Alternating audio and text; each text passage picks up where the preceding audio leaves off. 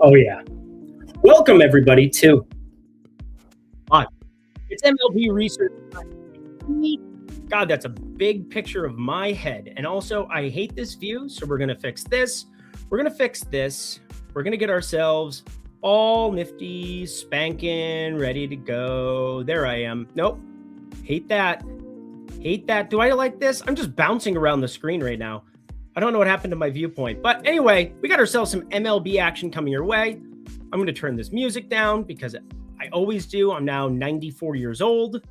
Anywho, welcome to Live with Lindy. We're ready to rock. We're ready to roll. How about I go? What happened to the top right thing? Whatever. I don't want to go here because now I'm blocking my face out. We can't do that because that's way too close. God, mother of Christ. You know what? Way to set this up. But I did say this was impromptu. I wanted to talk a little bit of baseball with the people. So we're going to do that today, looking at everything for the slate on Saturday, March 28th. There's no Lindy's Leans, Likes, and Locks on the weekends. You might have known that, but it's early in the MLB season, and there is no reason that we can't come in, hang out, live our lives. Live our lives.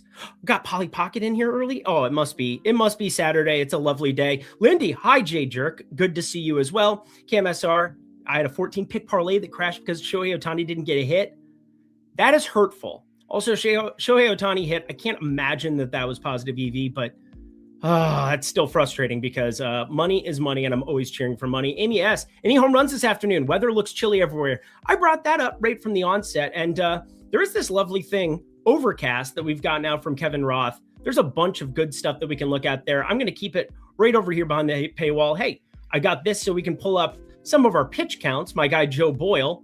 Joe Boyle rules. If you're looking for a play right from the get-go, I did. The only bet I've made so far coming into this show, over 14.5 pitching outs for Joe Boyle. This guy was a headache to me last season. Crazy good strikeout stuff, but works, counts, walks guys, 68, 74 pitches. I put him in at 80 for today. It's St. Louis.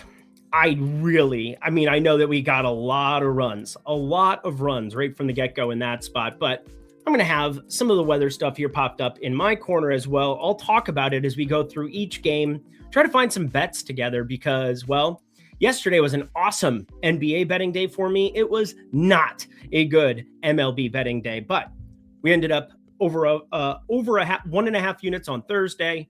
Friday ended up down a little around, under 2.5 units. So down just about a unit now for the MLB season starting things off.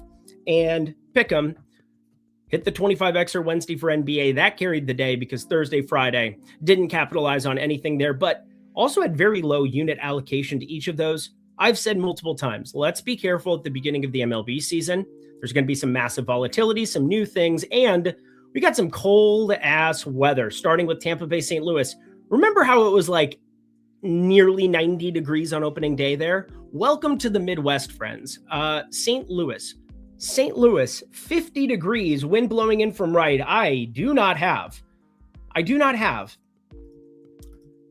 home run on the card from this game. That is for damn sure. Jonathan Aranda, we really like this. We like this right from the get-go from Jonathan Aranda. Cashes plus 625, plus 650 for the people.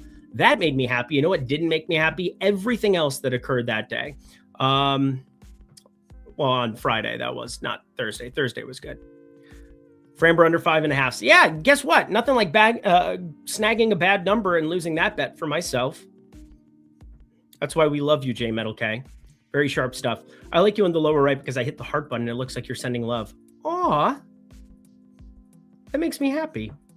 Maybe you do have a soul. That makes me happy, Polly Pocket. Polly Pocket. Ladies and gentlemen, let's make some money today. What a great idea. If you guys are looking to get some of the plays, not just from myself, again, there are less than 15 spots now left. There were less than 30. Only 15 people in the last day. Again, that's a great number. I'm very happy to have new people in the premium Discord, but it's going to be gone by today, I would assume, today or tomorrow. I said it would be gone by the weekend, and it looks like it's going to be. Promo code First Pitch had 162 redemptions that I was able to finagle out of the people where we can get that half off, 50% off a month of the Lindy and Friends Discord. You're going to get a lot of research and goodness, but not just research and goodness from myself. My good friend, John the Bettist. Let us pray. Guys just firing up, boosted, Springer, Clement, Schneider. Can't even do that on Pick'em because you have to play something from another game or player from another game. Could be in any sport for what it's worth, so there's that at least. But you could rotate around a number of different plays at lower unit allocations, so do that. Skilo Green, also another guy who is firing up some goodness on a day-in, day-out basis. Prop professional. And my dude, J Metal K, saw him up there again. Good deal snagging the under 5.5.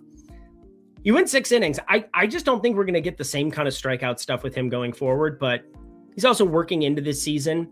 Pitch count wasn't even crazy. He just was extremely efficient from Framber Valdez. But let's get ourselves into some MLB, shall we? Here's the board. If you guys are looking to find probable pitchers every single day, go to the scores tab at Fangraphs, probable pitchers. Pretty easy way to do things. We then can go to live scoreboard. That's where you can see the lineups as they roll out. Posted lineup. You'll see when they're not posted, it'll say roster resource projected lineup because that's what it means. It's projected. These are official. These are the lineups we have, and we can see them over here in Baseball Savant as well. And we're going to kind of work through this. JJ Weatherholt goes yah right off the bat. This guy, another 23-year-old. There's just like 320. Chase DeLauder. We got my guy McGonigal. Professor McGonigal is going to be good, friends. I don't know how many times I could possibly say that. Fielding range, good start for him overall. But JJ Weatherholt goes yah right off the bat. But this is a St. Louis lineup. Ivan Herrera, I was very high on as a catcher last season. He got injured, and that hurt in like the 1 year long league that I was still playing at that point. Ended up selling out a lot of my stake in it this year. I'm still helping manage it. But Nolan Gorman, when he's DHing, batting 5th, we got ourselves some opportunities for Joe Boyle not to ruin our lives. The weather really helps in this one as well. Sub 50 degrees. Very, very cool across the major league atmosphere here. Outside of wind out in Wrigley, outside of roof closed, obviously in Toronto because it's freaking cold. Miami, always roof. It's going to be a tough sledding slate when it comes to weather. But I'm going to pull this up too, because I do want to talk about, well, actually, I don't really want to talk about ABS. I'm going to keep it to just the one tab on this because I've got a million tabs up at the moment. We got our pitchers for today as well. We'll look at some of the data at Add More Funds. And of course, I've got all of these odd chopper screens that are going to be ready to rock here for us to find the best odds. Make sure that you're getting the best odds wherever you are playing. I know it sounds like a small thing, but enough people don't do it that it pisses me off. So please, for the love of God, get access to every single book. Be very frugal in terms of to be price sensitive. There we go. That's the better way of saying it. Be price sensitive. Not trying to encroach on Lindy's spot. See, that's lovely. That's okay. J Metal, you'd never be encroaching. These are good things. Dinger 30 promo code. Can't recommend these guys enough. If you're looking for other people to be tailing, make it some of the sharpest people that I know. And J Metal K, John the Bettest, they go into that bucket, no doubt about it. So be checking it out. Let's get ourselves into this slate, shall we?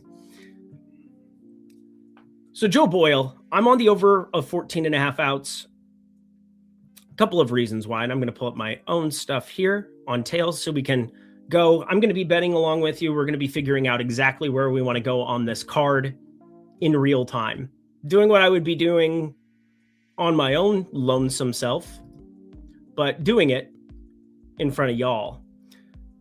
I also just decided to say, the entire Independence Day speech for whatever reason. I'm a weirdo. But Joe Boyle, let's see where those odds are at right now. Minus 109, minus 113, still pretty playable. You're not going to see crazy changes when he's already at 14.5, and we know the downside of Joe Boyle. The downside of Joe Boyle lives right here. Gives up some hard contact too, but the guy throws so unbelievably hard. 26 years old, goofy looking motherfucker. He's like a jacked glasses dude. Just Clark Kentish, but neither is that. 17.7% walk rate once in days of yore. Very frustrating stuff, but when you look at the pitch count, which again, we've got him right now coming off of 68 and 74, and that was both against the Yankees for what it's worth. You can also be working on stuff coming into this season. You have a lot of reasons that Joe Boyle, I don't want to harp on spring training too much. The most important thing that we mine out of it is the pitch count. What are we going to get for his pitch count? And now we're going into a very advantageous pitching situation. It's a great pitcher's ballpark. You know, that's probably the other thing I should just have on cue. Talking through the ballpark specifically.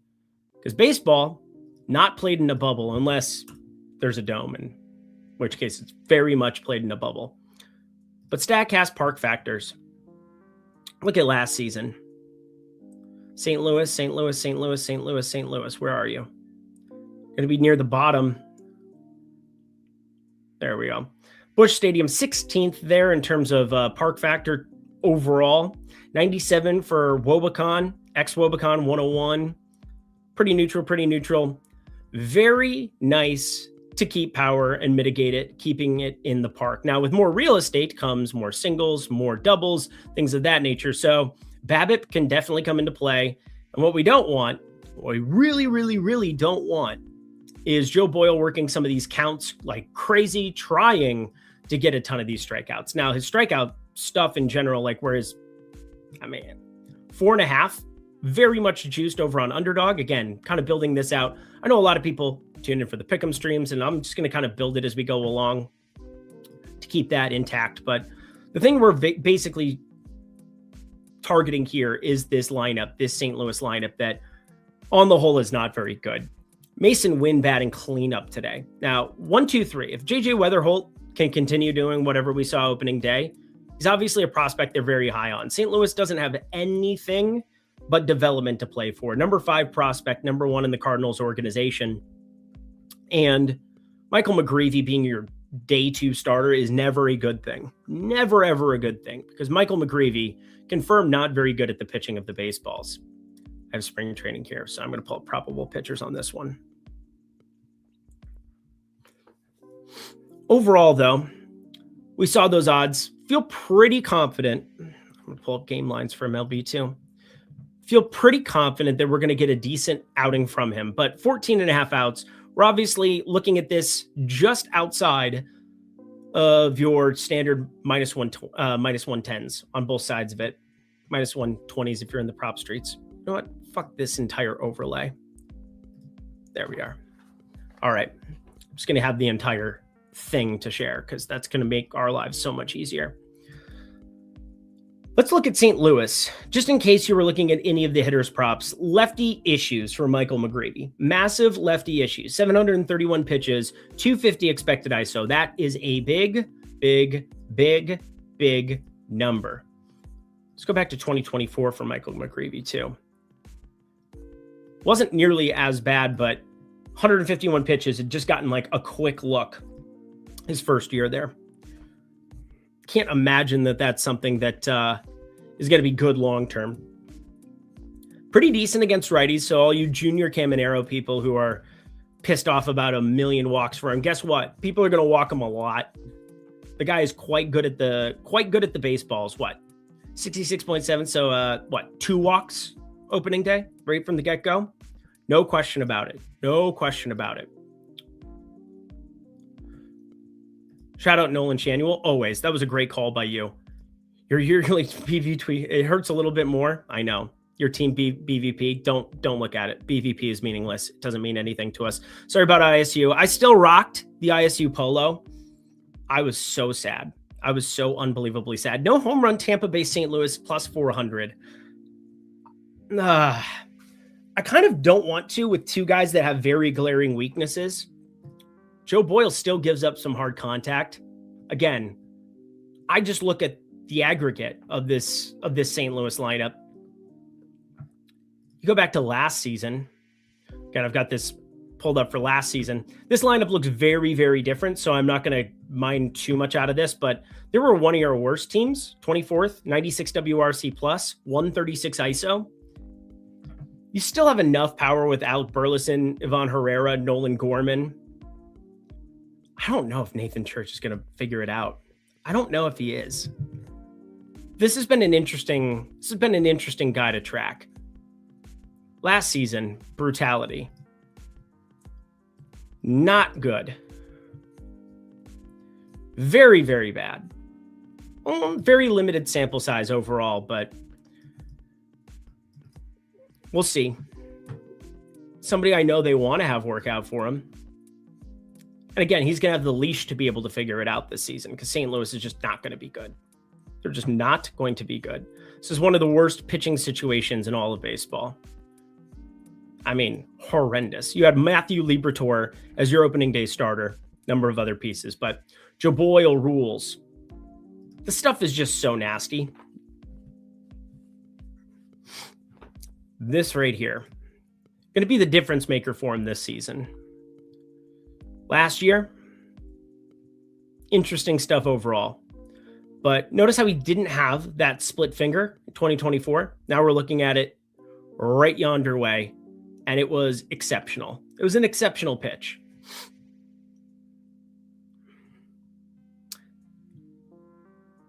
Get ahead in some counts. Let's get to that slider split finger, and life will be very, very good.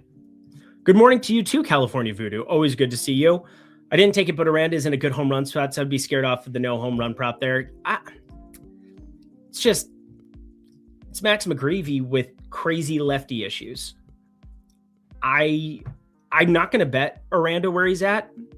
Coming off of a home run opening day, which thank God we were able to capitalize on. That was a very useful one.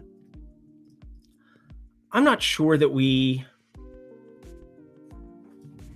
God, they would have Jacob Young sitting right in my face as I log in. But plus 500, a little different than plus 650 when it was 90 degrees out, and now it's sub 50. It's a pitcher with more lefty power that he's giving up, so there is definitely that. But I don't think we're getting enough. I don't think we're getting enough to fire up Jonathan Aranda in this spot. Again, price sensitivity. People talk about, I think he's going yard. I've done that with Corey Seager a couple times in my life. One time in particular, I can think of off the top of my head where I'm like, this is Joey Ortiz. This guy fucking sucks. This is going to be lovely. But it's really price and probability. I just don't see any. It's not worth the squeeze here. God, Jacob Young just staring at me. Those were good times. Chandler Simpson, plus 6,000 to hit one home run. What a time to be alive, everyone. What a time to be alive. Massive edge relative to the market, but let me just tell you, if they play this game 60 times, he's going to homer more than once, but you're going to lose that bet a majority of the time. A very, very large majority of the time. I think he had his first official big league home run in spring training or actual thing, like not inside the park home run. You're basically drawing to an inside the park home run for what it's worth. Not saying you can't, especially in St. Louis. Do you look into doubles? Yes, but not at the very beginning of the season.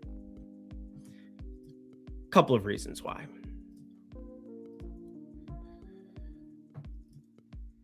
Let's have a talk about how sports books treat the beginning of the season.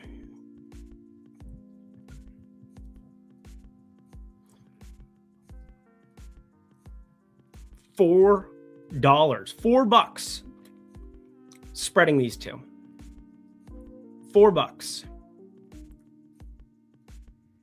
Let's find somebody who has like the highest double odds. Let's find some of these true odds. Let's find somebody. I mean, like, what's Ohtani? Okay. Plus 350, minus 525. I will just say this.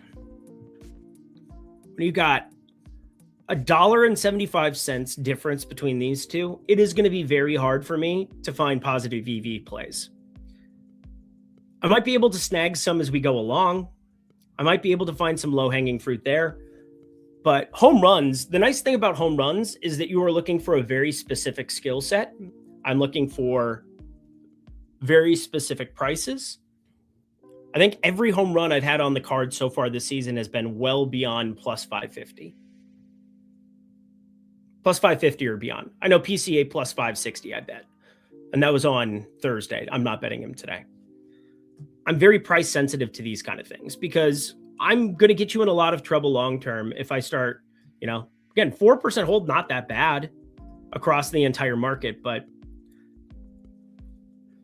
home runs, I'm asking ball, leave yard. Very dynamic. A double, you need to find a gap. You can bloop it. You can do a lot of different things, and we can project it out. We can go play-by-play simulation and project it out, but it is going to be hard for me to make you money and identify them. And so, honestly, I haven't looked at the market all that much. Singles, I've started to fix this in a little bit. Anybody remember last year's run? Tyler Soderstrom, how are you this fine day, sir? I'm well. How are you? Polly, underdog card here. Austin Wells and Brandon Lau for a hit. Brandon Lau. So why is he batting like sixth today? It's a lefty, right? It's got to be a lefty and Peterson. Yeah, David Peterson. That's why. Ryan O'Hearn, I saw it back up in the 2-hole. So lefty there. Brandon Lau 6-hole coming off a double dong central, but yeah, he's going to play against lefties. He played against lefties Tampa last year. He did get pinch hit for a couple of times, but David Peterson is going to be an interesting one to kind of cover as well.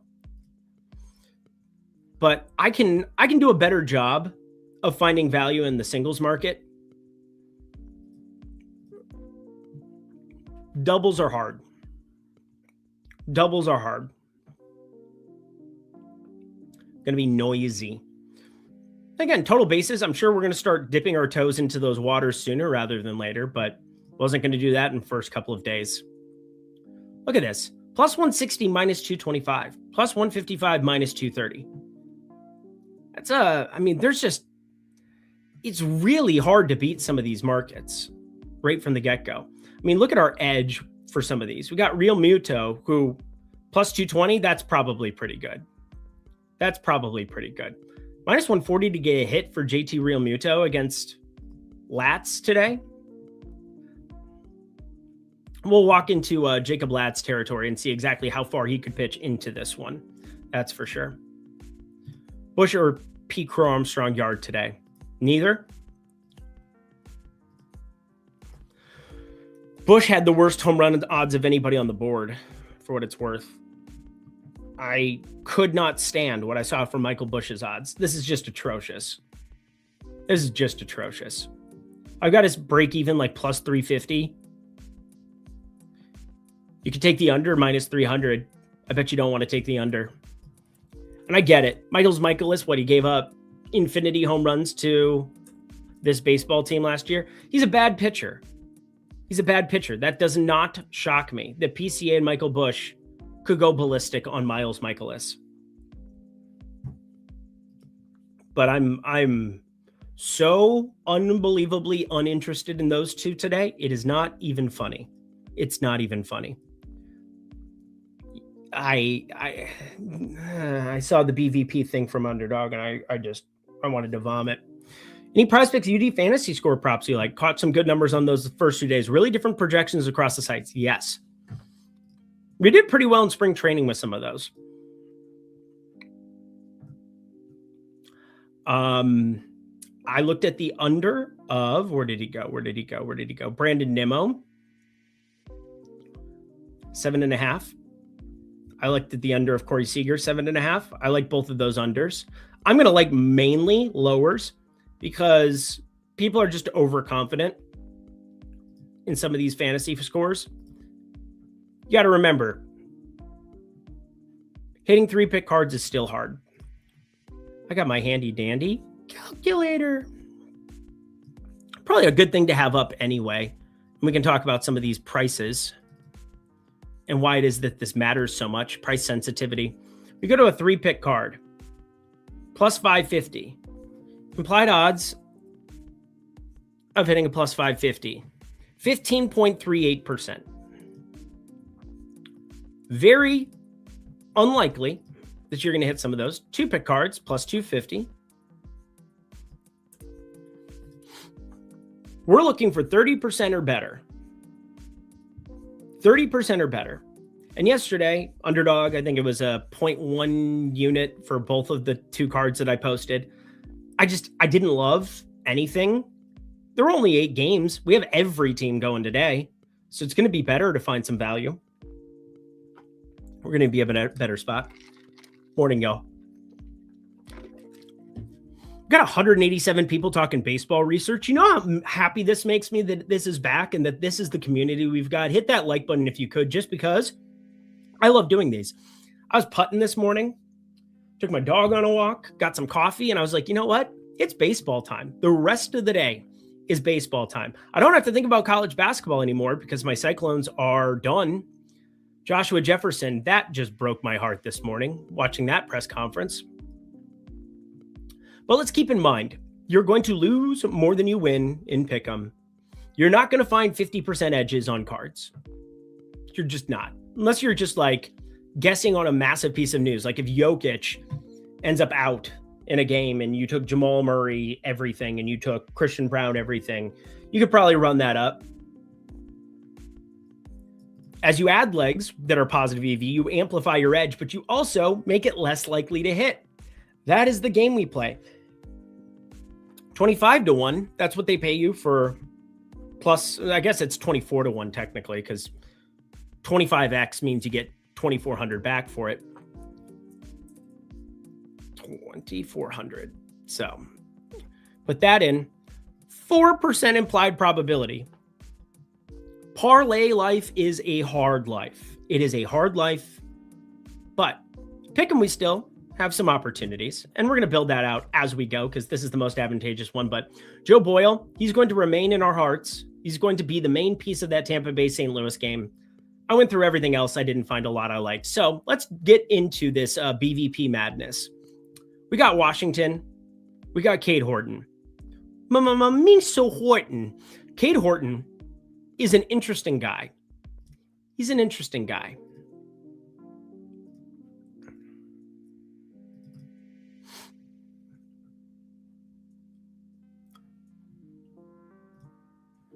Not really a lot in the repertoire. And yet he's very good. Found a way to be very, very effective last season. Doesn't throw really heavy gas. Location, location, location. Again, typical fastball, serving it up a little bit. Serving it up a little bit. But look at this. This is kind of what I find to be interesting about him. Versus righties. Versus lefties. Lower home run rate against lefties. Worse whip. Again, he's typical. But xFIP better to lefties than it is to righties. 291 BABIP, about average. He ran really good against righties last season. 219 BABIP is going to come up. In fact, league average for BABIP, I mean, if you just look at like 300, 290, we're talking a massive opportunity for him to regress in that department with a 4.5 xFIP. No real strikeout stuff to be had. No real out pitch.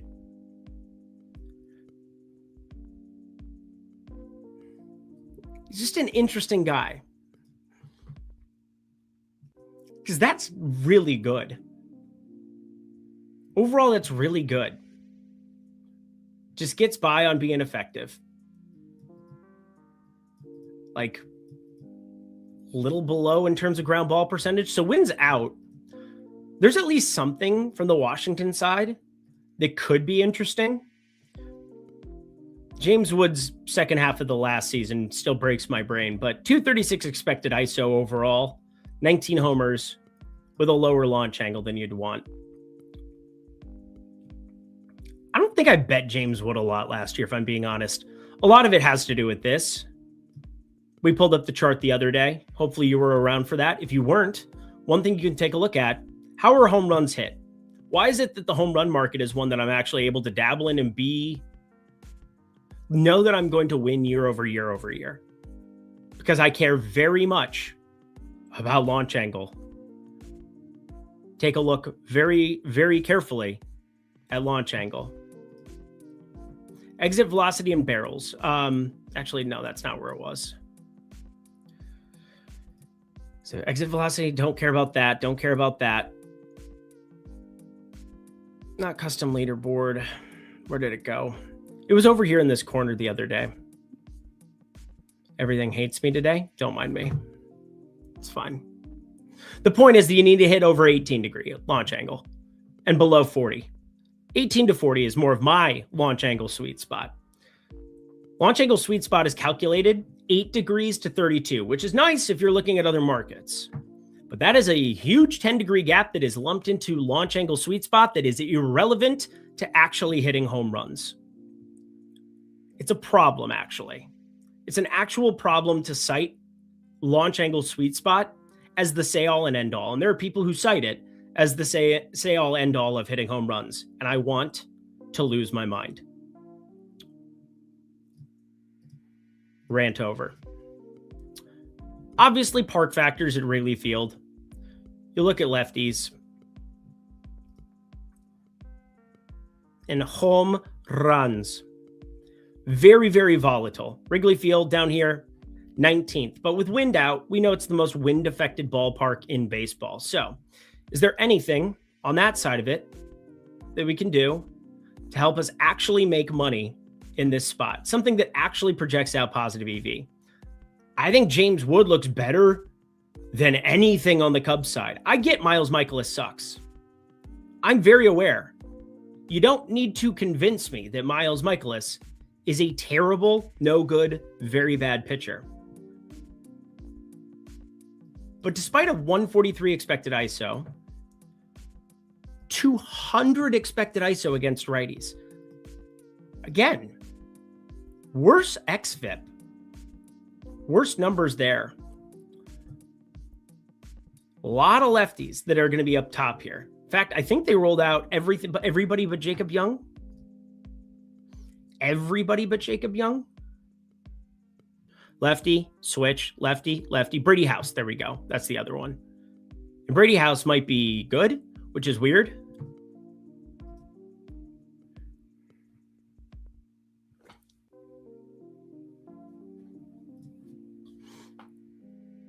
You need that home run parlay. We can get a home run parlay going. Do we want to build a home run parlay together today? You want 3 positive EV home runs? We can do that today. Next day after the 999, I feel like a garbage can. Why did you do that? Remind me why I was watching you do that on stream. Are you playing the early slate? If so, who's your favorite stack to go over the field on? I'm not playing DFS. I'm not going to be doing that. Mainly, I'm going to have some bets today.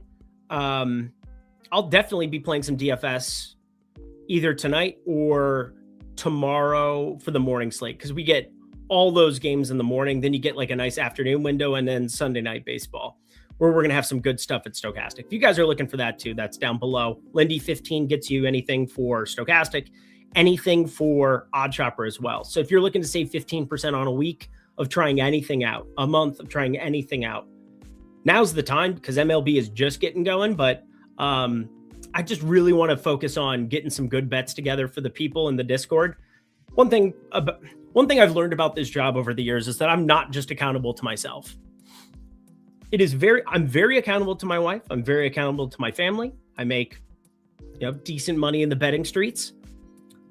I also know other people are relying on me to give good information and not just talking out of the side of my mouth. And sometimes that means taking slates off, which is a bummer, because I'd love to play DFS every slate nonstop. I'm going to still play DFS this afternoon. That's not a problem. But if I don't put in this work now, nobody's going to do it for me. Nobody's going to just pick up your work and do it for you. As much as we want to in modern world, these are just atrocious numbers on the Cubs side. They are unplayable. Dalen Lyle is playable. Dalen Lyle is definitely playable. Batting cleanup, plus 800. We're getting plus 800 on him, but plus 333 on PCA. That's almost insane to me. Now, I just got done doing my launch angle sweet spot rant. This is very good. This is very good. This is very, very, very good. 14 barrels, 15-degree launch angle, doesn't strike out as is, decent hard hit. Everything about Dalen Lyle makes sense. Can you see how crazy that is? 274 plate appearances last season, 220 ISO against right-handed pitching. really strikeout immune. Dalen Lyle is a great bet. Plus 800. Let's see what it is on Kalshi. It's plus 755 on Kalshi. Available in all 50 states. This is a place we can live.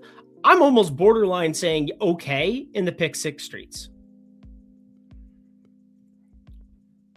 Let me do something quick.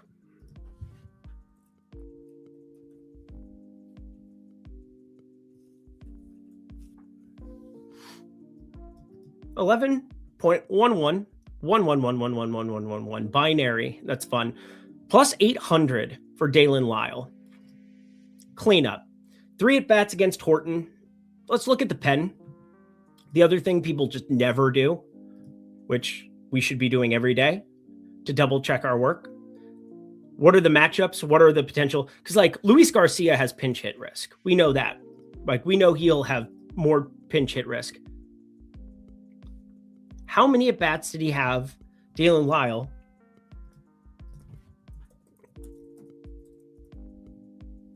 against righties last season?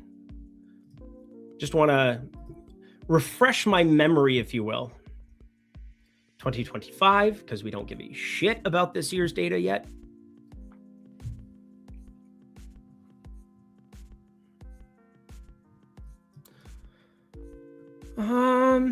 Left on left.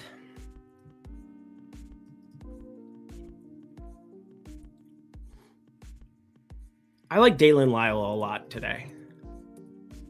Let's look at his hints plus runs plus RBIs too.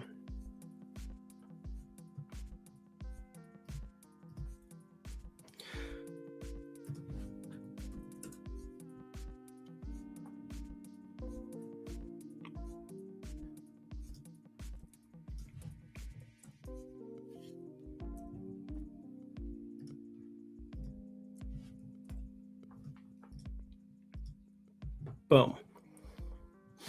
Nice start to our day. Joe Boyle, Dalen Lyle right there for the pick'em people. And then let me get a bet down too.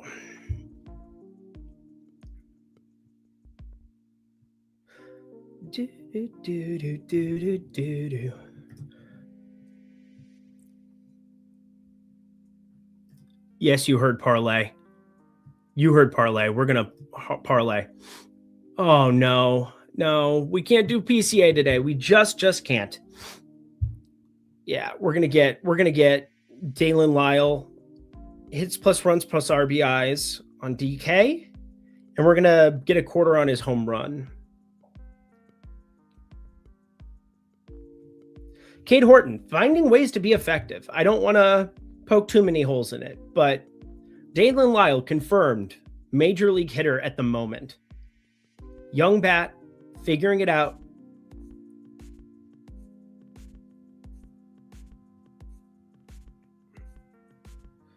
So we like that for Dalen Lyle. Click. Let's get a quarter unit on that homer.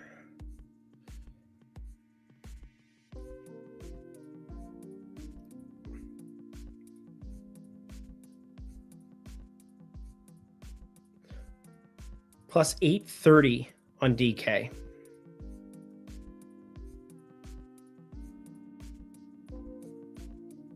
Boom, done. And because you're here, you're lovely people.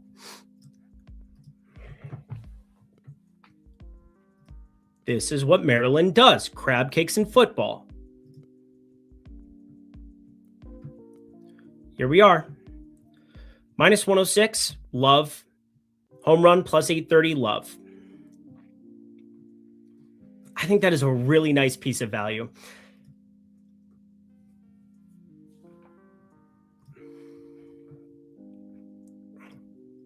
I'll post pick'em.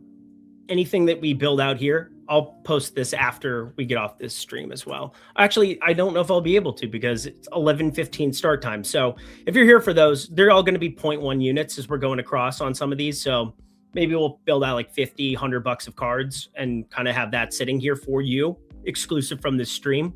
And then I'll have all of my bigger cards coming up in the afternoon because we really only have these 3 games. I'm going to be on stream with you. I'm going to be sitting here for another hour and 10 minutes. I think that that's worth it. I think it's worth it today, early in the MLB season, to get really process driven, figure out what we can do to snag underutilized spots. And I think Dalen Lyle, there's some decent protection around him too for that hits plus runs plus RBIs, because it's not just him you're caring about. Dalen Lyle gets on base. We need Brady House to do something. We need Luis Garcia to be on base so we can drive him in. Like, those are 2 pretty good bats to be surrounded by. Brady House is fascinating. It was a high prospect, 2021. Unbelievable. We just, barely any at bats. More than you would think. Absolutely no walk rate. He's 23. Again, it's nice with some of these teams with developing guys. We can be early to the party and hopefully find a little something. But I don't think Brady House and going righty is going to be all that appealing to me. Plus 120 looks okay, but I'm far more enthusiastic about Lyle hitting in front of him. Plus, I don't know a hell of a lot about Yorbit Vivas. I'm going to guess he's not very good. I'm going to guess he sucks, actually. I'm going to say he sucks right now is what I'm going to do. We like his launch. Figure that out. Hits the ball like a weak little poppet, though. Like a weak little poppet. I think we did enough on this game. I love Moises Ballesteros and his upside, just as a DH hitter for the Cubs. He was in Iowa just destroying souls last year. Last couple of years, actually. Moises Ballesteros. We saw him at the very tail end of last season. He ended up getting called up like right around those playoff series and was actually effective for him. Only 22. It's a short little dude hanging out at the plate. But this is incredible. He never struck out. He never, ever struck out.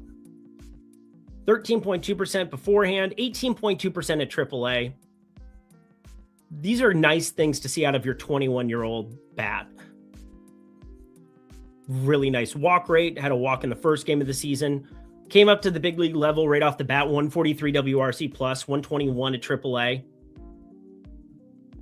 Was only there for 66 plate appearances. But if you remember the very tail end of last year, they brought him up and it was like, man, we should really have this guy in the lineup.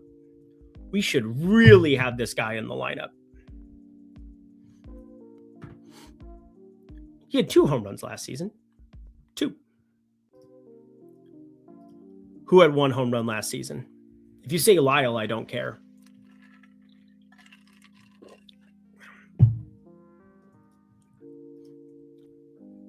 Minus 106 is interesting for those reasons and looks like a pricing outlier.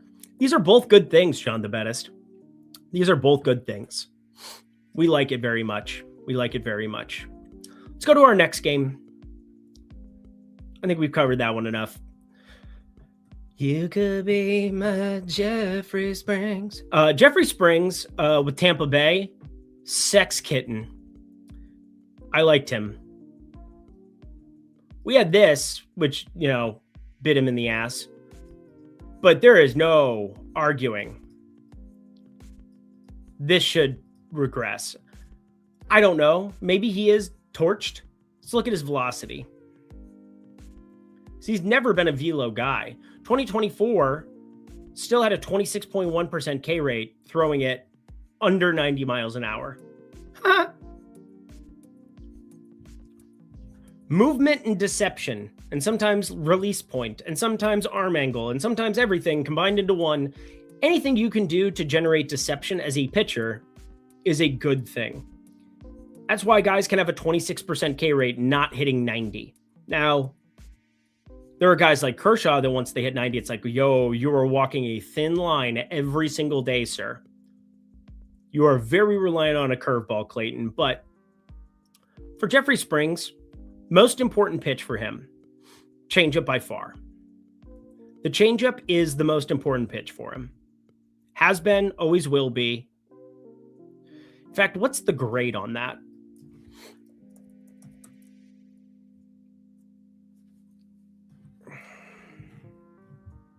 Oh, Norbit Vivas has one. There you go. Yeah, I mean, just a weak, slappy little McSlapperson. I can tell you that in 2 seconds looking at his hard hit data. Confirmed, probably not very good. So Brady House, do something for us. And if he just decides to hit a home run, it doesn't fucking matter because we'll cash both. But I wanted to weight it a little bit more heavily towards the hits plus runs plus RBIs against Mama Miso Horton. But let's take a look at Jeffrey Springs even further, because we have pitch grades. We live in modern baseball now. We can see exactly what's going on. Arm angle and spin. Cool. Pitch values. Change up. Man, took a huge hit. Huge hit in 2024. Found a feel for it again in 2025. Got at least somewhat capable there. 2022, that's just ridiculous. I mean, that's the pitch. The slider is nice to bring in, and you obviously need that to be really, really good. But slider runs above average. There you go. No, that was bad pitch. Bad pitch.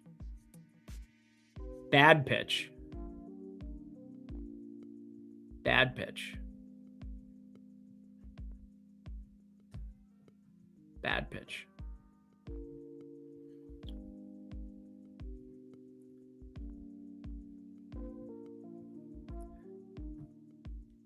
Change up. There you go.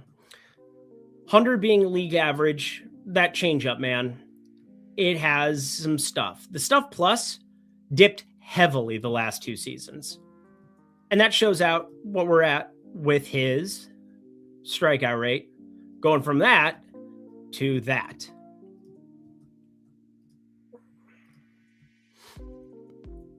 I like Jeffrey Springs. But now we gotta get by a little bit differently than we used to. It's definitely tailing off a little bit. And this is a Toronto team confirmed have major league hitters in it. Especially if we get like anything remotely close to what we got from George Springer last season. Looking at the Dylan C side, we don't want that. We want the Jeffrey Springs side of it. Righty problem. Not a lefty problem.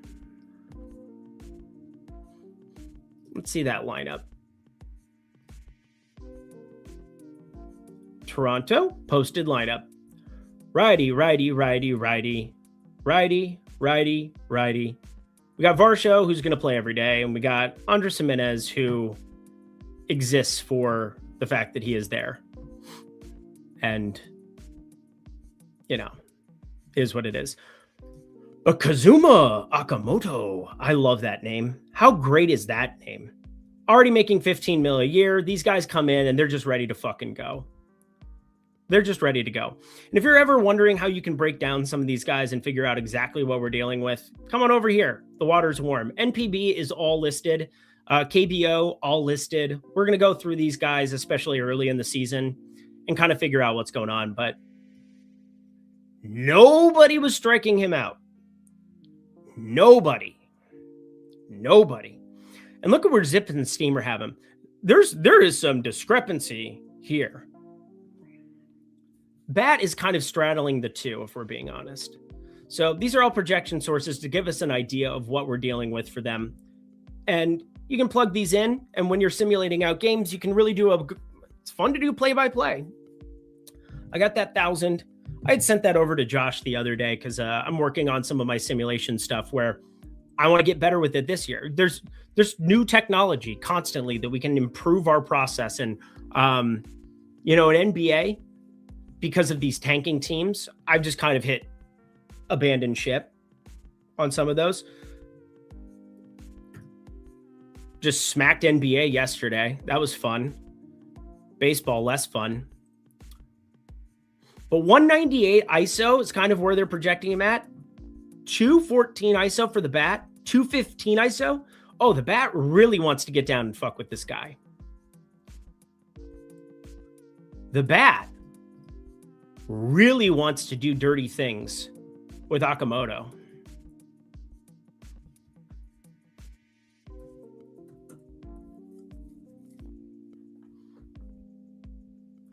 That's not going to be good.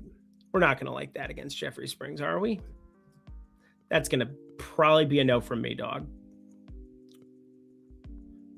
Let's look at his batter walk prop too. I mean, that's wild, man. Plus 160, plus 165. They really find this guy to be interesting in getting walks, racking up some walks, doing some walks. Let me do some stuff behind the scenes here too.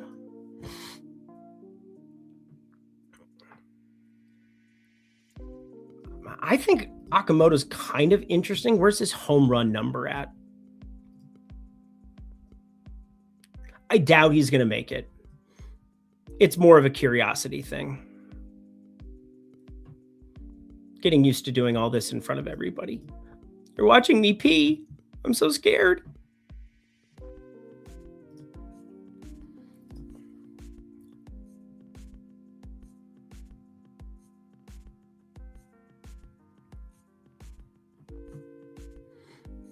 SpongeBob laugh. Hi, 80 apes 4328. Why the SpongeBob laugh? Yeah, it's too short. That's way too short. Almost perfectly done. But definitely somebody to keep an eye on. New blood, never a bad thing in the baseball streets. For good, for bad, for better, for worse, whatever it might be. If you can figure out people's preconceptions of a guy and capitalize on being early to the party on something, or in some cases, not giving a shit. Now, let's talk about Dylan Cease. Complete change of scenery for him. Not pitching in San Diego, pitching inside here in Toronto. Overall walk rate was a little bit of an issue for him last season. Kind of has been throughout his major league career, for being honest. But massive improvement and just a good pitcher overall. Very unlucky. So we've covered a lot of pitchers, like that first wave of pitchers, your aces, if you will, that are generally outperforming expected ERA. And there's a lot of reasons for it. Some of them just figure out ways where in hard hit data, we assume that a pitcher doesn't have control over where the ball is going, like where the ball is hit to. They get hard hits, but maybe we're able to position our fielders in a certain way where they're going to overachieve their expected data. He obviously underachieved relative to his expected data. 4.55 ERA. Some of that is, simply getting guys on base and then giving up a little bit of power, but the power wasn't really an issue for him. And this is obviously a team that has a lot of it in Oakland. Won't be betting Max Muncy today. But Kevin Gausman just mowed human beings down. A million. I feel like Dylan Cease ended up on the card quite a bit last season. And looking at the strikeout props here.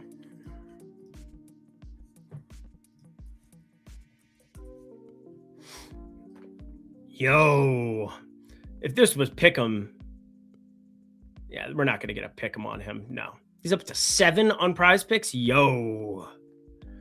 I will pass.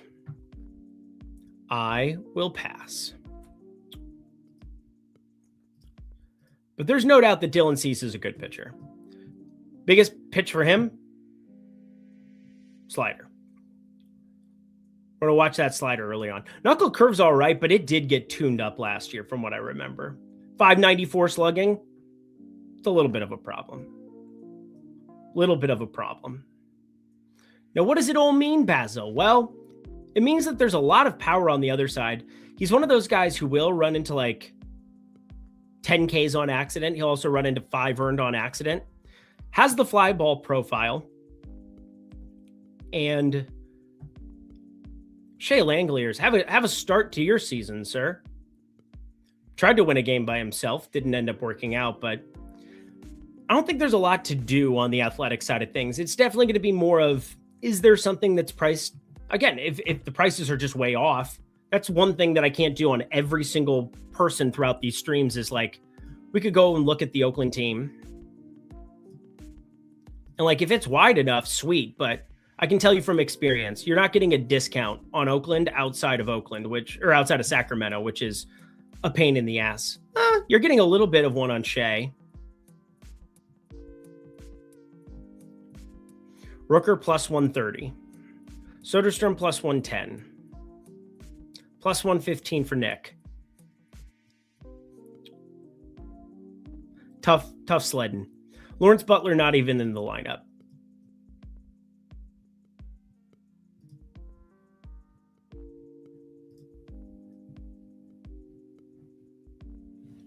Interesting stuff, friends. Interesting stuff. But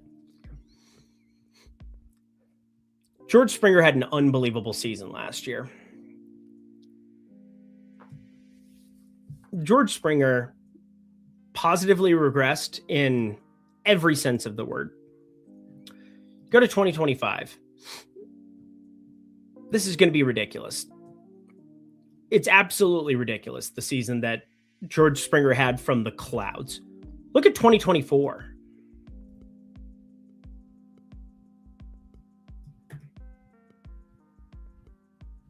George of the jungle. Again, I think the truth lies somewhere in the middle where we're going to get him, or it's hard to say that he's going to perform to the same standards. It would be insane to see him perform to the same standards. And we can look at Zips and Steamer and the bat and have an idea of where he could potentially land. But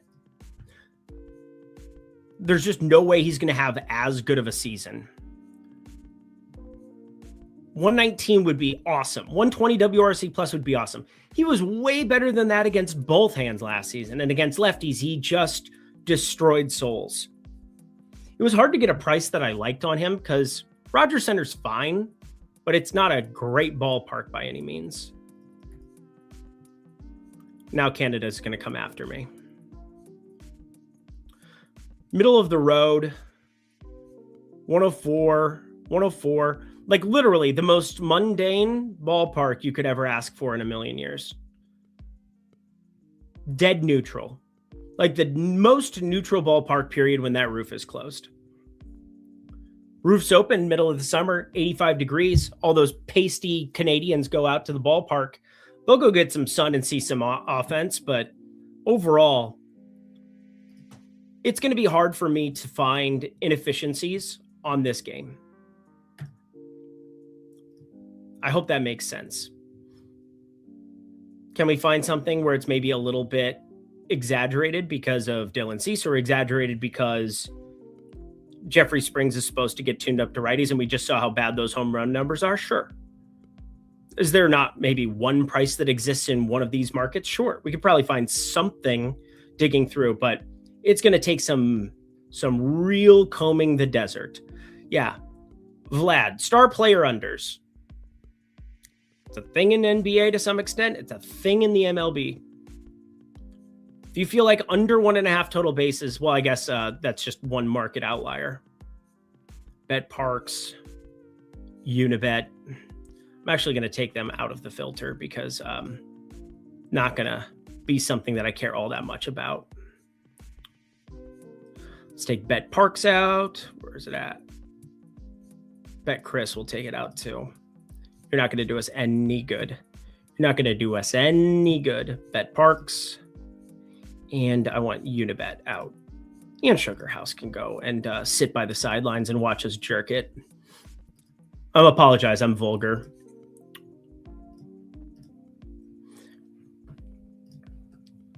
Let's move along to more interesting games, shall we? My Minnesota Twins. Yes, I always say this because it's my Minnesota Twins. We get to face a righty. Unfortunately, that righty is somebody I'm very high on in Kyle Bradish. Kyle Bradish is a fly ball pitcher. There is a lot of lefty power in our lineup, starting with Cody Clemens, who is leading off today. Luke Keeschel, obviously from the right side. Matt Wallner, batting cleanup. Josh Bell, probably an interesting guy to take a quick look at as well. Been around the block. Not New Kids on the Block. Had a bunch of hits. Chinese Food Makes Me Sick. And I Think It's Fly When the Girls Stop By for the summer. But a switch hitter. And I think it's interesting. I think it's actually interesting to look at last season with the Nationals, where he really preferred facing righty pitching. Really prefers facing righty pitching. 188 ISO, 122 WRC plus. He was flat atrocious. The inverse, if ever him and Jason Dominguez could combine into one person, we'd have a major league like Smasherooski. But there's not a lot of Ks that you're going to be getting from Josh Bell when he's batting from the left side. And that's kind of been true throughout his career.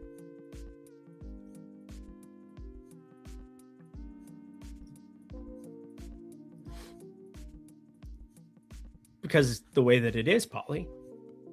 I can tell that it is because of the way that it is. You took Rooker plus 525. I'm probably not going to bend you over and spank you for taking Brent Rooker ever at that kind of a price, but I will point this out. Dylan Cease, kind of a dude against righties. Kind of a dude. Brent Rooker could strike out a lot. Brent Rooker could legitimately be a problem. Right here. Brent Rooker confirmed. Good hitter. Good hitter. Brent Rooker also confirmed. Going to strike out a lot. Figured it out last year to some extent, but I'm still cautiously optimistic for him this year. I would find it hard for him to replicate last year. Also, how does Oakland get all of these guys to sign super cheap contracts? They're paying California taxes. They're getting paid pennies on the dollar for what they're worth other places. Like, do they have blackmail on them? Soderstrom, Rooker. Jacob Wilson signed a long-term deal already, like beginning of last year. I don't quite understand.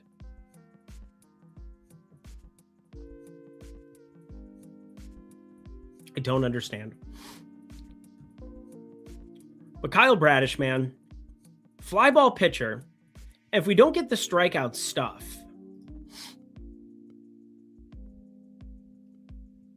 there are some guys. Now, again, it's hard not to be high on a Kyle Bradish when he's got a 35.6% K rate to lefties, 39.6% K rate to righties. It was sub 600 pitches. He was hurt a majority of the year. But you go to 2024, and this bared out pretty similarly. No power. Lefties a little bit more. Righties are just going to do nothing against this dude. They're just going to do nothing. In fact, look at this. See how that slider, he only has 70 pitches here to lefties, and it was the primary pitch he threw to them here. Look at this swinging strike rate. Kyle Bradish is flat out filthy. Now, what's his pitch count for today?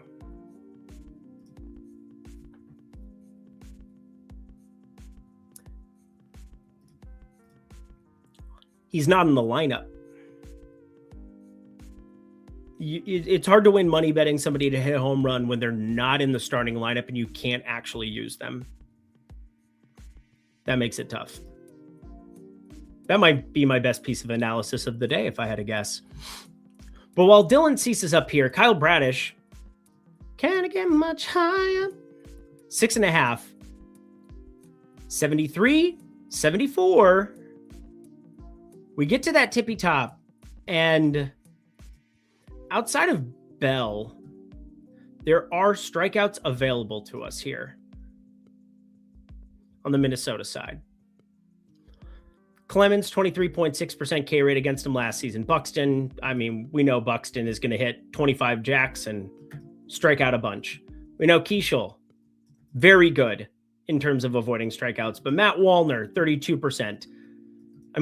the feast and famine of the Buxton, Wallner, Clemens grouping is just, it cannot be over or understated.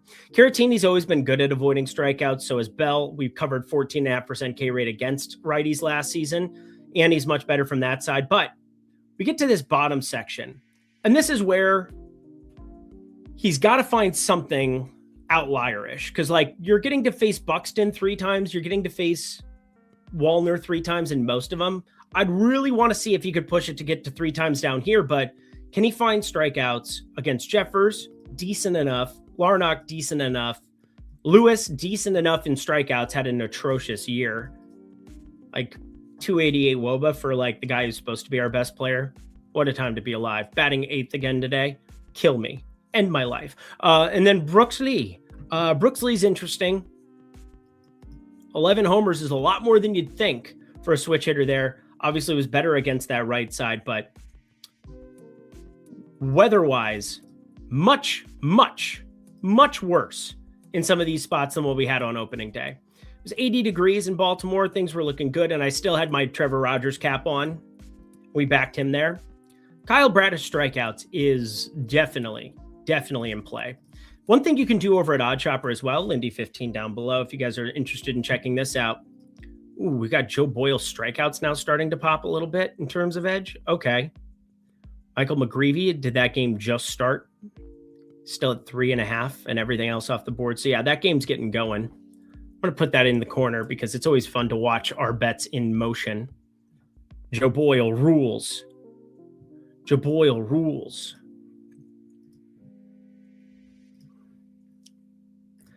Absolutely not today. We will not be doing it against T&Cs. I like Max Muncy, Oakland Max Muncy this season as a flyer to take a...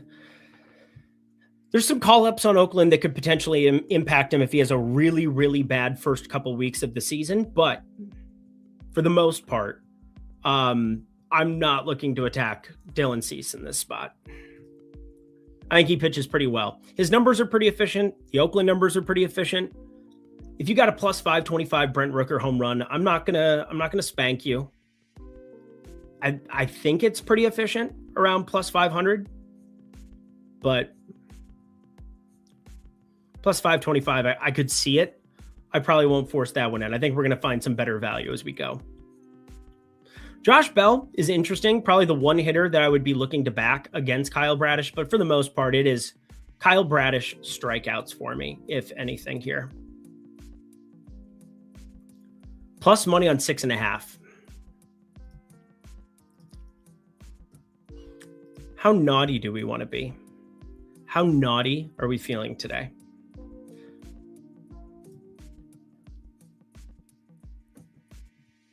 I think we'll keep it off for now. I just want you to know I like Kyle Bradish a lot. It's not that hard to. He's very good. I think the back half of that Minnesota lineup just has enough guys who aren't guaranteed Ks. Not enough trash at the bottom half of that lineup to potentially do. But Taj Bradley, what the hell, man? This guy. Tampa Bay said the hell with it. Hit eject. And I can't blame them. But there's no doubt that he has talent. This is just a Baltimore lineup that last year was very sad and very injured. Oft injured. Still Jackson Holiday not with the team, not batting. 24% K rate, 100 WRC plus. This team was supposed to dominate the AL East, and they finished in the doldrums of it. Every other AL East team was a stud. Tampa Bay was fine. I guess they weren't like studly by any means, but Boston, good year. Really good year. Really, really, really good year. Toronto, didn't know if you knew this. They got to the World Series. Seems like a pretty good year for Toronto. And then they lost and took 40 minutes to start their game on Friday and ruined all that goodwill with me, but that's neither here nor there. And the Yankees were the Yankees. Eternally postseason bit.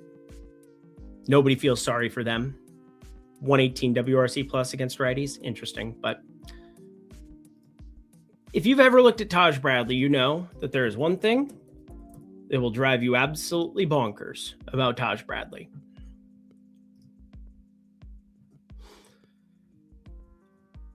Taj Bradley likes to give up lefty power in droves, in absolute metric droves. Walks him like fucking crazy.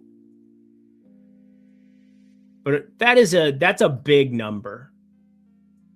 It's a big number.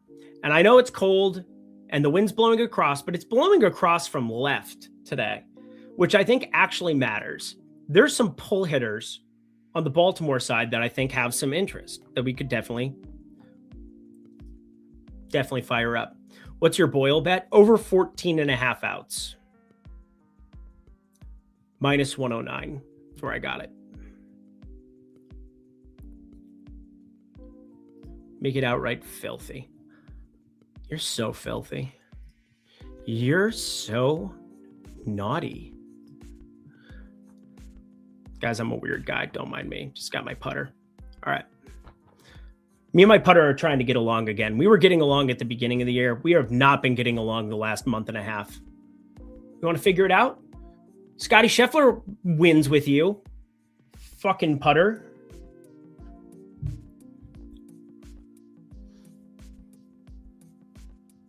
So Taj Bradley not striking out lefties, giving up lots of lefty power. Lots of lefty power. Gunnar Henderson.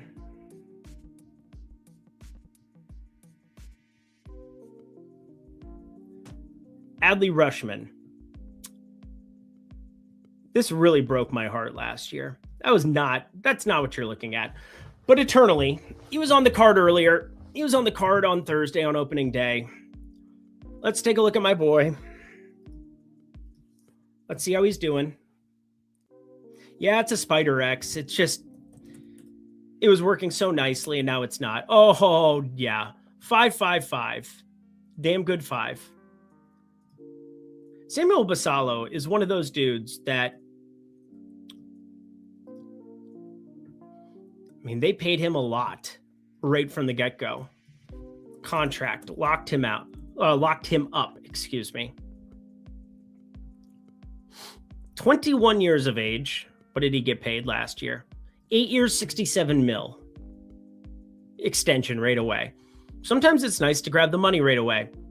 If you live up to potential and you're a 105, 106 WRC plus guy, it depends. We'll see how he hits lefties. How he hits lefties could really dictate how much you could actually, but obviously that's a lot of money to give up if you're, coming from AAA or from amateur ball, Dominican Republic. But he has a chance to be worth a lot more than this. This is definitely a worth it contract for both sides. 286 ex-WOBA, not all that particularly good. Did struggle at the big league level last season, and they did not care. 187 BABIP is absurdly low. Only 31 games. Only 4 homers. But my guy Basallo. We don't even have that lineup technically, do we?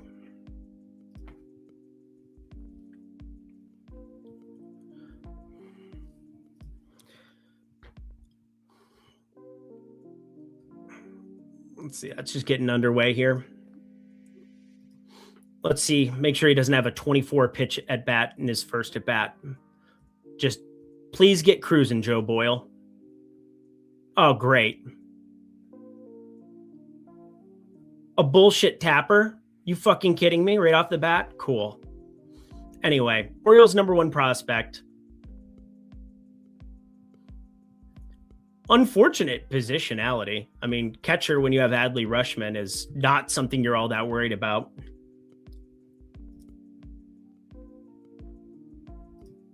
You're talking baseball. It is not.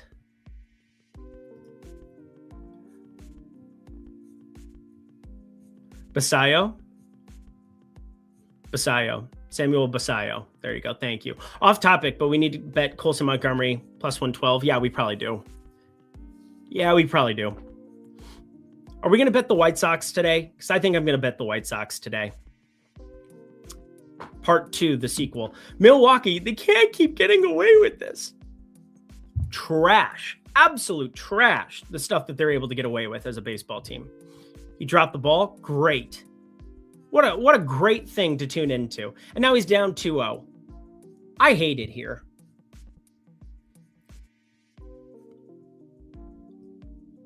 Oh my God. I'm going to fucking vomit already. Vomit on his sweater already. Mom's spaghetti. Taj Bradley going up against Basayo. Thank you. Basayo. We're expecting some positive regression for the young man. Again, zip, steamer, pretty much everybody in tune with him hitting 240, him slugging pretty decently, adding some homers to the party. Again, 20 homers, 23 homers, pretty big deal. 160 games, 20. We're looking for, probably a little bit better than plus 500, but it's a Taj Bradley spot where Taj Bradley going to give up more than the average bear from the left side.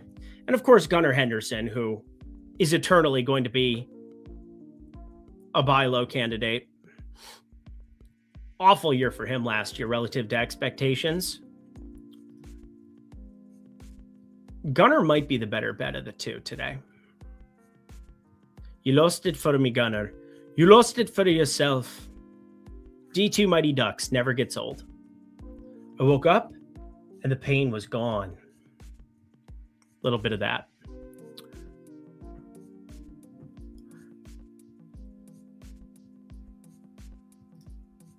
Nice start. Bunch of ground balls, you idiot. Nothing like a negative 8.6 degree launch angle on what, 2 batted balls in play? Just spiking it. Just spike it in the ground next time. Throw the ball into the ground off of Joe Ryan next time. How does that sound? I 100% love you, Tiffany Lou. 100% love you. Starts perfect. Just Joe Boyle's the devil. 1-0 immediately. I hate this guy so much, guys. I hate him so much. I think he hates me back, if we're being honest.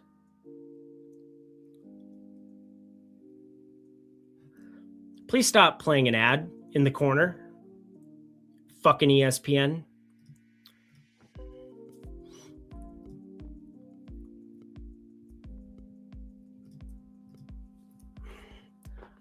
I want to so bad.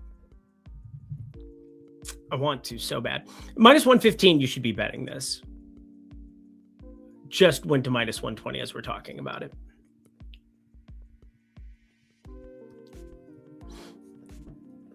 Gunnar hits plus runs plus RBIs. It's a singles as a guy's hitting it into the ground. We're not going to do anything with that. Just entertaining it. We've spent enough time on that game. I want to find something from the left side if I can for Baltimore against Bradley, but maybe that just kind of is what it is.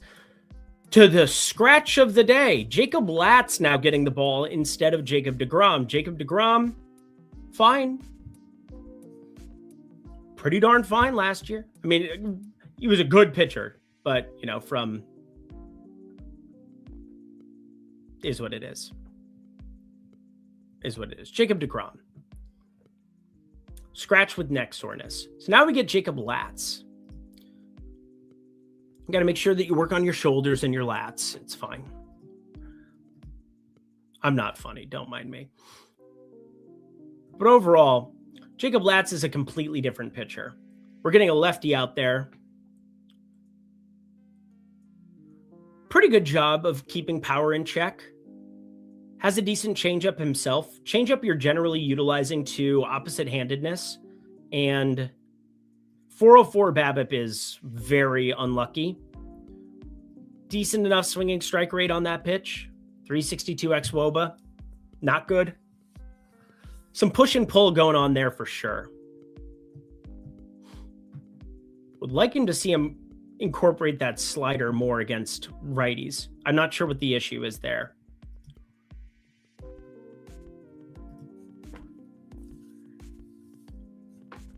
Not sure what the issue is there. But year over year, we saw the average come down a little bit here. How far can Jacob Latz pitch into this game, though? That becomes the eternal question. How far can we get Jacob Latz into this game? Goes 67. He pitched on the 24th, 25th, 26th, 27th. He's pitching on 3 days rest. He shouldn't be that long for this game. 13 pitches. They gave him like a quick little bullpen spot early in the week. Obviously, we're not anticipating this. Now, what gets hard is pitch count can be all over the place. And unless a manager just comes out and tells us, we've got to do our best job guessing what we could be getting for Jacob Latz here in this spot. We go from one Jacob to another Jacob. And my guess is I'm going to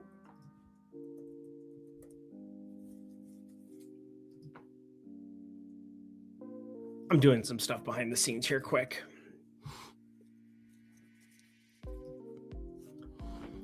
So what are we doing with Jacob Latz here? Pretty decent K rate to righties, but there's lefties that are strikeout prone at the top of the Phillies lineups. We know who exactly they are. They also can hit a ball 500 feet off of your face. So there's that. But Schwarber, Harper, the Alec Bohm thing's really sad. Bryson Stott, Adolis Garcia, they didn't change this lineup, correct?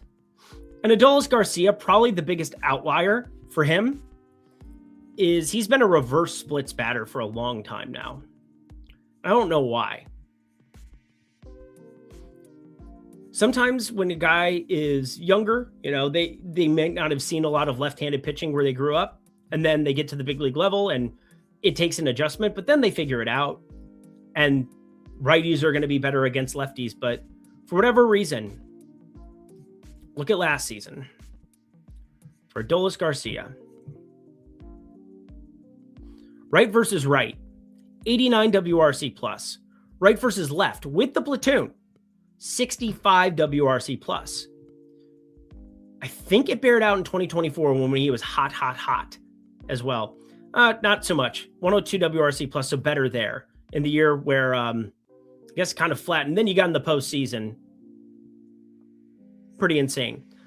But last year, he just really, really struggled against lefties. Had a pretty decent pitching sample against him too. 136 at bat, not nothing.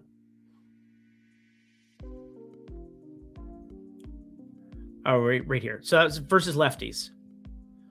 Only the 5 homers there. 199. Hit sub 200 against lefties. So does that continue? I'd be surprised if he didn't have a couple of points higher on versus lefties. But I just want to point out that Jacob Latz probably in an all right spot. The thing that's terrifying is you don't know what his prep was. I can't think about that much stuff, but I will point out that Jacob Latz going to face a number of righties, but your best 2 hitters here are lefties, higher K rate. Schwarber last season, unbelievable, but 27.2% K rate. Bryce Harper, down year by his standards, getting called out by his fucking manager or his GM. Does an okay job at avoiding strikeouts.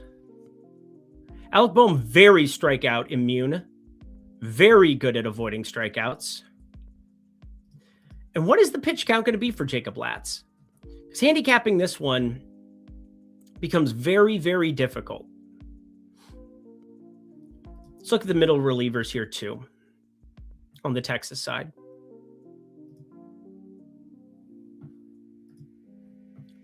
Awesome, Boyle. Awesome, dude. Awesome stuff. I could just drop kick this guy. So somebody dropped the ball to start off the inning. Infield single to first. Lined out to right, Holt to third. So he got a stolen base and then he got to third. Wynn struck out because Wynn sucks. Gorman single. Urias strikes out. What a dumb inning. There's nobody more tilting in my life than Joe Boyle. I'm pretty positive of that.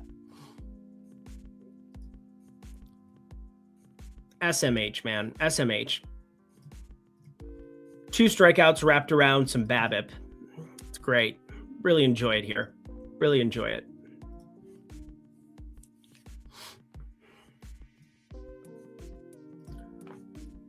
Where does the market have Lat's strikeouts at?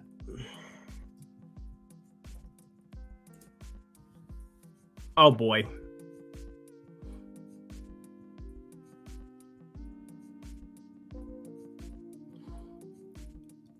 If we could get something inside of minus 125, oh, it is so on the precipice of getting played. On Better, if you've got access to that, pick 'em action. I don't hate it. I think it's actually a pretty darn good one. Oh, PCA struck out. That's sad. It's very sad.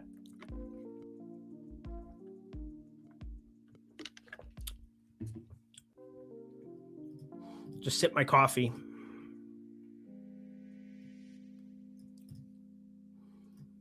That's a shame. Jerry Seinfeld gift. Hey, I want you all to win. If you bet him, I hope he wins for you. I'm never cheering against you. I'm just telling you why I didn't bet it. Lyle grounded out. It's not happy. That doesn't make me happy.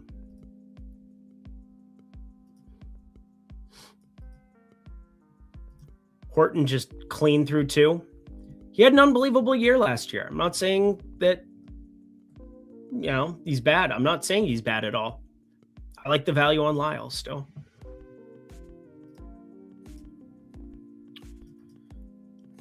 If you have Better, Lats is a play. I'm going to wait and see if we can get something inside of minus 120, or if I can get minus 120, that would make me happy. Definitely the side of it to be on, I think. I'll speed it up a little bit. Aaron Nola, coming off of a year where things were not the same. This is our first Corey Seager potential spot of the season. Shout out the GOAT. Shout out to the GOAT. Aaron Nola, yo.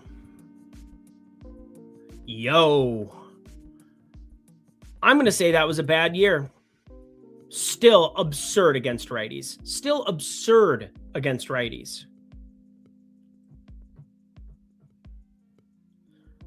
So there's some things to be mined out, but the prevailing thing that you should take away from this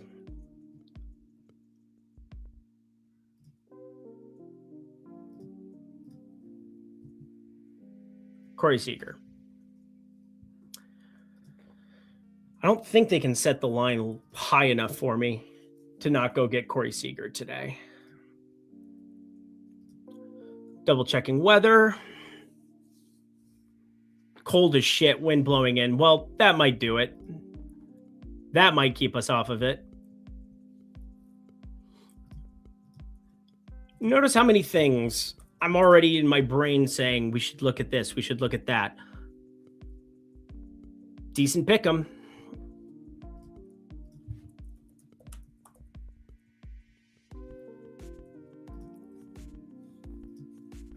Decent for pick 'em. God, another one of those where it's just sitting inside of it on DK. That's what she said.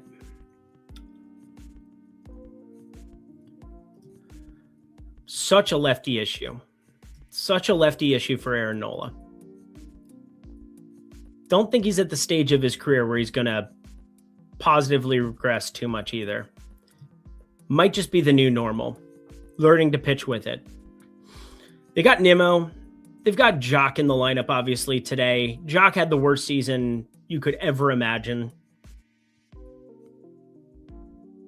Did smack that ball straight up in the air.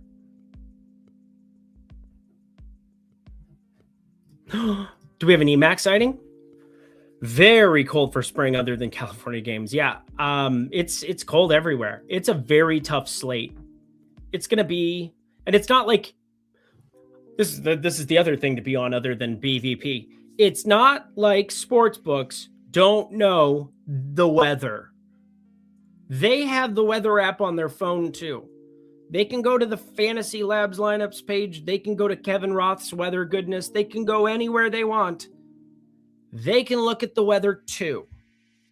Our goal is to see whether or not that price is still worth it, or if we don't bet it, or do we think it's overcorrected and we take an under? Again, I can't say these things for sure, but it is our job to find out. It is my job to find out for you. Now, the market's sitting minus 140 for Corey Seager, minus 115, now the new standard over on Underdog. Corey Seager might automatically be a pick and play for me under every curriculum. Playing a guy who struggles against lefties, has decent enough guys around him in the lineup. I don't expect Texas to do anything this year, but he's at least in theory surrounded by some non-idiots. That's what happens when you bat higher up in the order. You're surrounded by not necessarily idiots. Put that in your book of things to remember. This Rangers team, Jake Berger, Wyatt Langford, Brandon Nimmo, can't ask for better surroundings for Corey Seager. Would I prefer he was batting second? Yes. Just go Nimmo, Seager, or Langford, Berger or something. But I understand you're doing that because of relievers coming up later in the game, give different looks for a pitcher, stagger the lineup. I totally get it. I know why it happens. I'm aware of why it happens. Just want to point out that I'm not always thrilled with it, but I guess they didn't have my betting card in mind when they came out with that. We go to David Peterson, who I can't stand. Can't stand David Peterson. He can't keep getting away with it. David Peterson. Weather in New York. Wind in from left, 41 degrees. That made me laugh. I'm now sad at realizing half the viewers probably were not alive. No, they probably weren't, EMAC. But you know what? We still love you all the same. We still love you all the same. I've got the bots coming in. That has to be a good thing, right? Ban. Nobody did, Polly. Polly Pocket. But David Peterson makes me want to stab things. This dude, let's just look at him relative to the rest of this slate, because there are some things I want you to see with David Peterson. One, fuck this guy. Okay? That's first off. But David Peterson, 3.72 xFIP. Very nice. Very nice. 69% strand rate. Not as nice. 316 BABIP. Not as nice. 1.37 whip. Not as nice. 255 average against. Not as nice. 9% walk rate. Not exactly great. Not that it's a huge problem. But the one thing he does is he really suppresses power. He really does suppress power overall.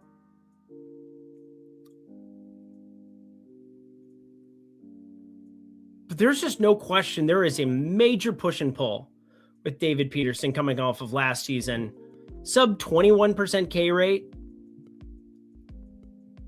Just gets by getting by. And nothing about his repertoire is all that interesting. Gives up hard hit like crazy. Gets enough ground balls to survive with the sinker. Again, really good ground ball rate, and I generally like those guys. I generally would love to see a 55.4% ground ball rate. Ground balls keep my range of outcomes to a minimum in a baseball game. I don't get those high variance activities. Very good at avoiding balls in the air against righties, pull air percentage, and like just guys that are, I mean, that's against lefties too, but like traditionally you're getting more righties in that lineup. Does pretty darn good job. And yet I can't stand this guy. I don't know what it is. Actually, I do know what it is. He just kind of gets by. A batting average regressed last year. Expected batting average regressed last year. Was up across the board last year. And I think this is more of who he is than what we saw in 2024, where I don't know. I think he's just kind of a dude. This was such an outlier. I can't even stand it. I can't even stand how big of an outlier that was.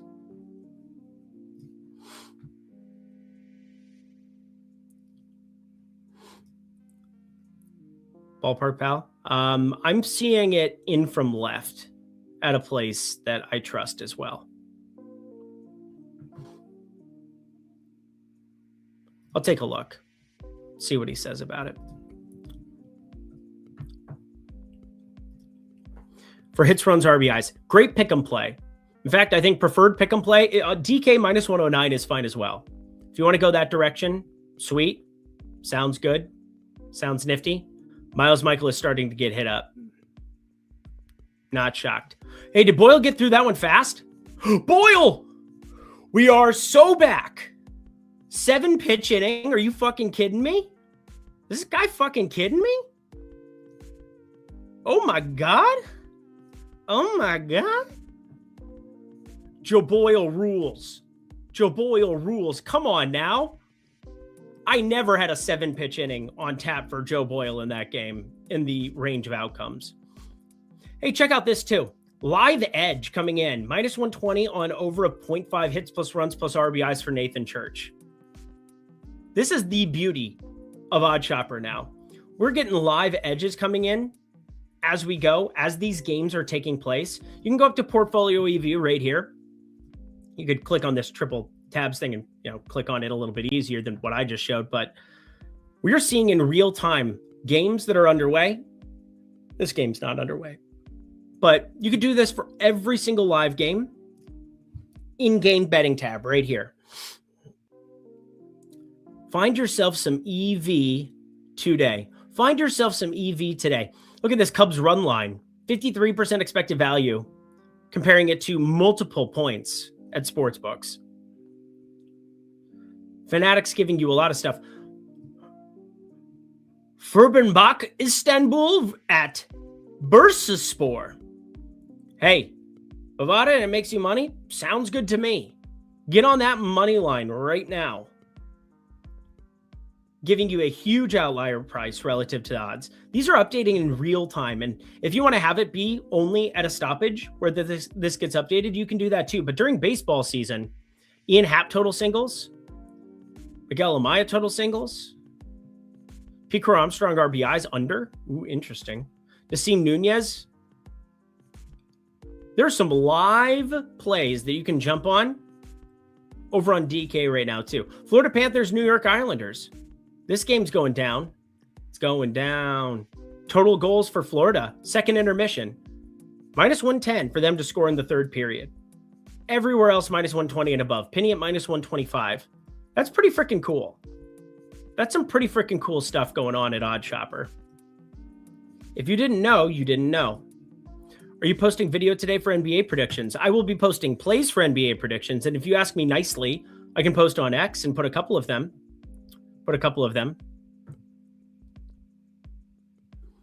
Dudes are acting like the first season where the sun is present. Yeah, I know. The O'Neal Cruz thing is still so ridiculous. Lindy, Tatis Jr. is going yard from Lemon Fresh. Shh. If you say so, sir. Let's take a look at it. Let's go jump to that game because there's a lot more baseball games to cover and I need to get through them all so I can get some bets down for people as well. But wanted to talk through a little bit of research, hopefully 2 hours of hanging out with me and getting a couple of bets. Like, I don't know. We'll see what happens with Lyles later on in this game. Basayo or Rushman or Gunner. We're going to maybe fire up against Taj. Weather doesn't look all that good. We'll say Randy Vasquez living his life over here. And Jack Flaherty. Jack Flaherty won a World Series with the Dodgers, then went back to Detroit and just got miserable. Like downright miserable. There we go. Oh, that's Randy Vasquez, who there are a lot of people who like Randy Vasquez way more than I do. I don't understand those people. Really don't. But Jack Flaherty, decent enough power against righties, but the strikeout stuff was still intact against him. Tatis, pretty good at avoiding them. Pretty good against the righties.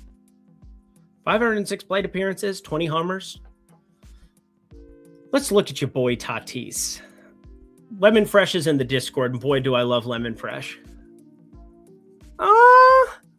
I don't know, Lemon Fresh. That's pretty short.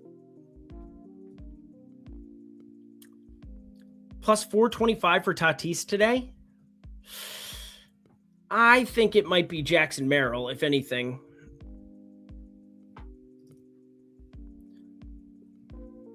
Eight-degree launch, 225 expected ISO. Merrill, 15.6 degree launch. Pretty low K rate for him as well. Platoon, 240 expected ISO. So he had a better expected ISO than Tatis. Tatis is batting up higher in the order. So there's that. I always have to remind myself Castellanos plays for this frickin' baseball team now. But I don't think Tatis is my guy today. Really don't know about it. It might be Jackson Merrill first of many days for Jackson Merrill. Time to get down with our bad selves. Florida, EMAC, shout out EMAC, plus 500. I think right out the gate, like that is a place to go. That's a place to live your life. Exceeding penny, Kalshi's the place. Plus 529 Kalshi.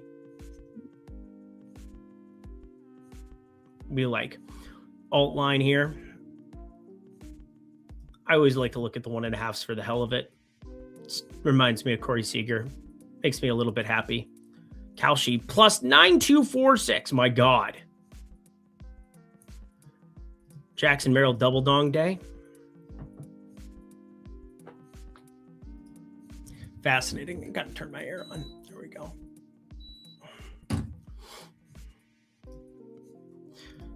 We're going to add this Corey Seager to something. We're going to add this to something as we go. Joe Boyle, about to start this one here as well. Man, Max McGreevy just rolling along like it's nothing. Already went over his K-prop. Max fucking McGreevy. What a time to be alive. Hey, pitchers are allowed to get better. Do I think he ends up being one of them? I don't know.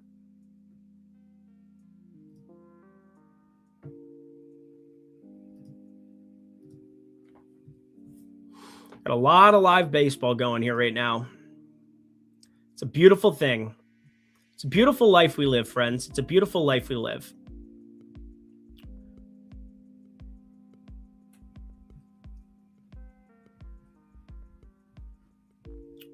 One other spot to at least cover because it's nice.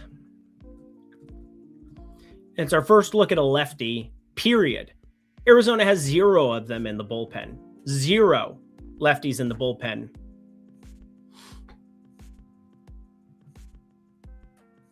Means I think we're going to get Rojas instead of Freeland.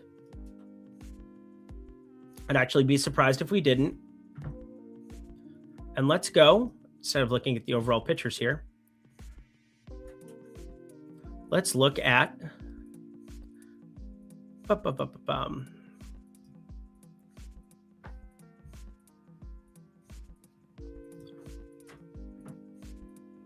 100% agree. Only a matter of time. I wish I could turn you off. Fuck you. You love me. Stop that. The question is McGonigal again. I kind of like his HRR angle better than home run, though. Well, that's because we bet the home run twice, and Jackson Merrill decided to be Satan. Jackson Merrill said, no, we will not have fun. I will make a contested catch against a bunch of drunk people in center field. That's what he said. Reminded me of the World Baseball Classic a couple of years ago when we had, who was that made the catch in center field? That was ridiculous. Tommy Pham. Anybody else remember that? Just me? Okay. I have a memory of a steel trap. Wait, what was I saying?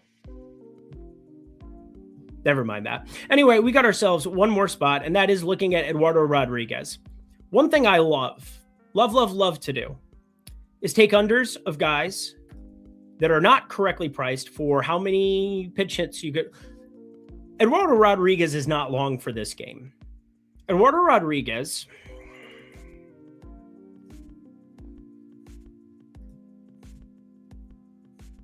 go get shelled. 31 pitches. He was doing some other work, doing some other things. Build off a strong finish. Have fun against the Dodgers, bro. Have fun against the Los Angeles Dodgers. But that being said, the most interesting thing to me is looking at somebody like a Miguel Rojas, or what else could potentially show up for us that we could find some pinch hitting equity for.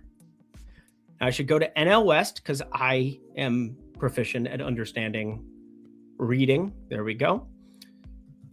Dalton Rushing not going to be pinch hitting for Will Smith anytime soon, so it's going to be very specific situations we get there.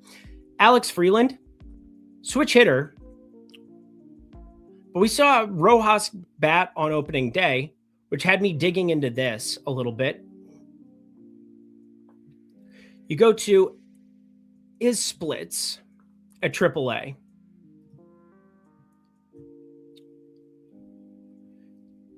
Beginning of last season. Versus a righty as a lefty. Nifty. Then you're running into this. There's always a weaker side, friends. There's always a better side. His side is the right side. His side is the left side. The right side less so. We saw Rojas on opening day against a righty. And then they bring Freeland in. He goes, yeah. And maybe that gives him a little equity to still be in that lineup today. But not what I believe is being projected, nor I would actually agree with what is kind of being projected. Espinal Rojas.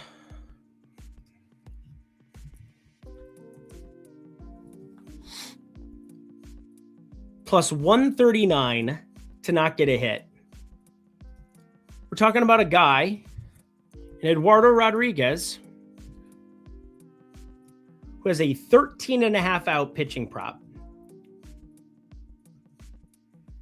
13.5 outs is not going to get you back through that lineup 2 times more than likely. If we're going towards the under, again, if he hits the over 15 outs, that does get you through the lineup twice. Like, unless we're just to assume that he doesn't give up 3 hits or, a walk, or there's not an error. Like, you're getting through 2 times. So basically 2 at-bats for Miguel Rojas against Eduardo Rodriguez.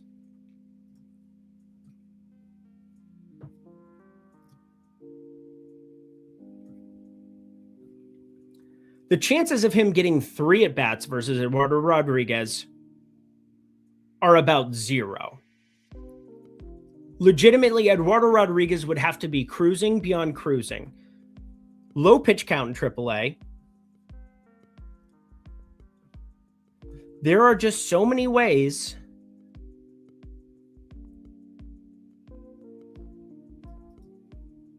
that's just a ridiculous outlier from last year. Only 135 plate appearances, but you're looking at 2 at-bats for Rojas here. 2 against Eduardo Rodriguez. Guess what happens next? Yesterday, Alex Freeland goes yard. Okay? Alex Freeland goes yard, and look at Arizona's bullpen. These are the edges that you just have to get used to identifying and used to firing up. Here is your bullpen. What stands out to you about this bullpen? Anyone, class? Anyone? Looks to me like they're all right-handed to me. Looks as though they're all right-handed. And maybe the Dodgers don't give a flying fuck because it is the third game of the season. They're 2-0. But Alex Freeland has the upside. Alex Freeland is the upside batter for this Dodgers team. In fact, Alex Freeland has, I would say, some pretty bonkers stats in zips and steamer and the bat for this season. Alex Freeland is expected to be there for a while. Now, he's going to strike out a bunch, but he walks quite a bit. This has so much value as a 9-hole hitter for the Dodgers. Why? I don't know. Because the lineup turns back around to Shohei Ohtani. If he has a 320 OBP, he's not going anywhere this season. He is not going anywhere. He is not going back to Oklahoma City. He is never going back to Oklahoma City. He doesn't even want to look at the state of Oklahoma in the event that he has a 320 OBP because the Dodgers want guys on base for Shohei Ohtani. No duh. Shohei Ohtani's going to hit 50 jacks if he stays healthy. That's just what Shohei Ohtani does. And you look at Rojas, capped around 305, 310 OBP. The Dodgers are very analytically forward. One of my favorite bets of the day, Miguel Rojas under a hit. Plus 139 at DK, I see best available right now. If he doesn't make the lineup, it voids. Plus 140 at Bovada. Everybody have a share.